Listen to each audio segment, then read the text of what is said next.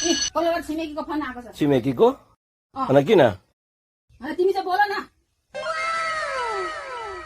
Hello होइन हामी यसो दिदी पनि सपिङ गर्न मार्केटतिर जाउँ कि भनेर भनेको नि त, यसो पुऱ्याइदिनु हुन्छ कि भनेर कल गरेको थिएँ। ए हो ल हुन्छ नि त म आउँदैछु। के भन्दैछ? होइन ऊ शपिङ मल जाँदैछ अरे त अनि पुर्याउनु अरे अनि ल हुन्छ भन्दैको नि त मैले। अब के गर्नु छिमेकी हो गरिदिनै पर्यो।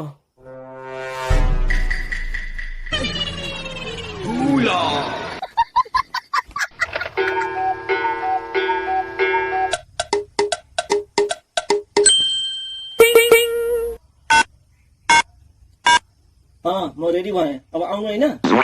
ए सरी है नजाउँ होला, तपाईँ 5 दिनदेखि नआउनु भएको थिएन अरे, दिदीले कल गरेर भन्नु हुँदै थियो अनि भनेको नि त।